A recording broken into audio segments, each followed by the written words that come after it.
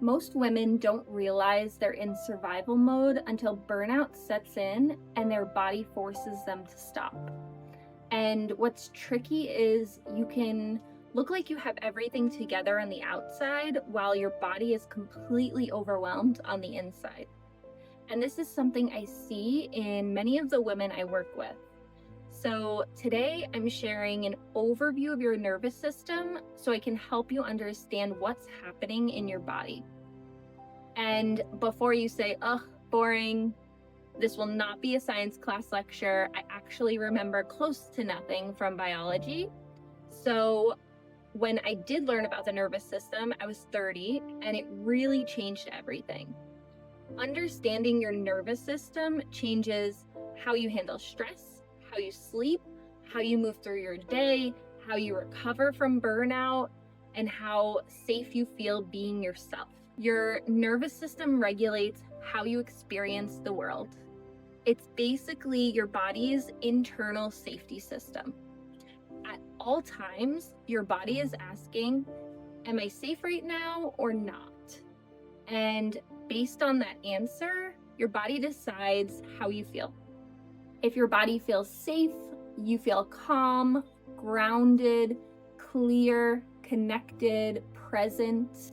And if your body does not feel safe, you feel anxious, overwhelmed, reactive, exhausted, emotionally shut down even, or constantly on edge. And here's the most important part. Your nervous system can't tell the difference between a lion chasing you or a work email, a conflict with your partner, a financial stress, a public speaking event, an overstimulation, or you trying to do 500 things at once. To your body, stress is stress. For 15 years, I lived in a constant state of go, go, go. My days started at 5:30 in the morning. I'd wake up half asleep, rush to an intense workout. Then I'd race home, get ready for work, eat breakfast standing up if I even had time to make breakfast. Then came the morning commute, packed subway cars, constant noise, always rushing.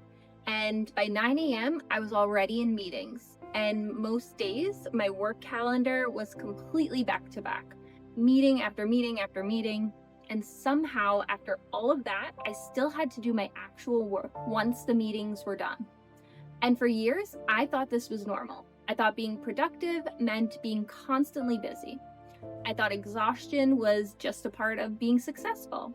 But looking back, my body hardly ever relaxed.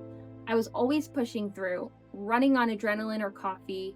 And when you live like that, your nervous system stops knowing the difference between being busy and being safe. Your nervous system is constantly sending messages from your brain to your body all day long.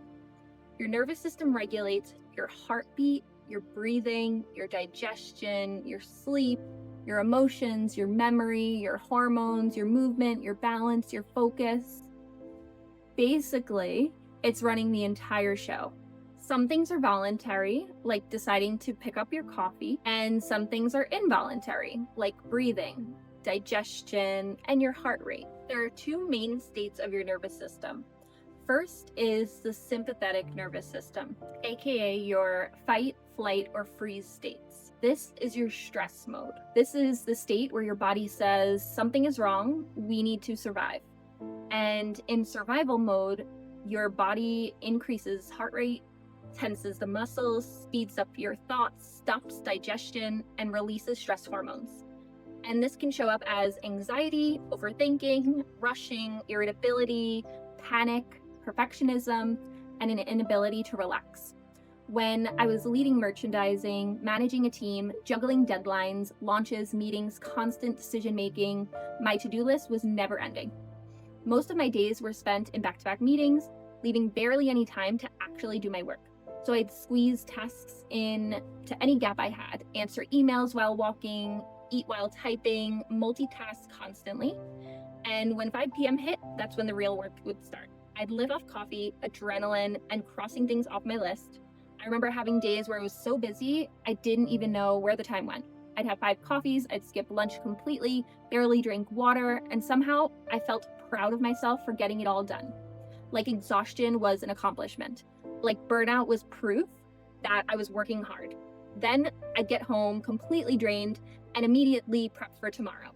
Clean the house, do laundry, call my mom back, pack my bag, plan tomorrow's events, answer more emails, and my brain would never shut off. And the craziest part, if I sat down on the couch before doing everything, I felt guilty. I genuinely believed resting had to be earned, and if I slowed down, I had failed. And a lot of high achieving women live like this. And when your nervous system is stuck in stress mode, rest can actually feel uncomfortable. You sit down and you try to relax, and suddenly you feel guilty, restless, unproductive, like you should be doing something. We've been taught that our worth comes from productivity, achievement, taking care of everyone else, and constantly doing. So when the body asks for rest, the mind says you're being lazy. But rest is not laziness.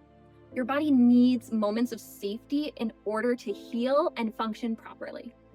Almost every day, somewhere near the bottom of my to-do list, I'd write things like meditate, journal, take time for myself, but those things were always last priority.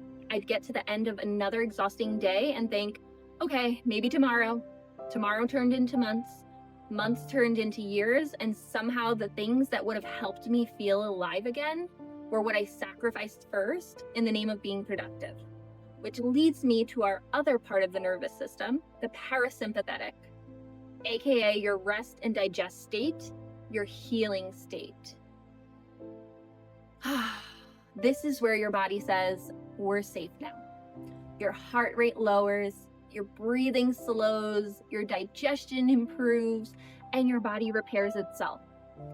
In this state, we feel calm, present, emotionally regulated. We get better sleep. We have clarity. Maybe you're thinking, okay, yes, Mel, that is exactly how I want to feel. Well, guess what? We can actually signal safety to our body, and that's what regulation is. And regulation doesn't mean never getting stressed again. It means knowing how to return to ourselves. Things that regulate the nervous system are breathing, meditation, yoga nidra, humming or singing, journaling, slowing down, sleep, mindful movement. Your breath is one of the fastest ways to communicate to your nervous system that you're okay. One of my clients actually sets an alarm on her phone every single day for 12 p.m. that simply says, breathe, just 1 minute, a pause in the middle of her day to check in with herself and regulate her nervous system. And it has changed how she moves through her entire day. And I remember that it doesn't have to be an hour-long meditation or going on a weekend retreat. You can just spend 1 minute breathing. And that's something simple to do each day. One of my favorite breathing techniques is physiological sigh. And here's how you do it. Take a deep inhale through your nose, an extra tiny sip at the top, and a long, slow exhale out of your mouth. Let's do it together. Inhale, extra sip, release. You can make the exhales as audible as you'd like, and that release, that sigh, that really sends a signal to your nervous system that it can relax. It's okay.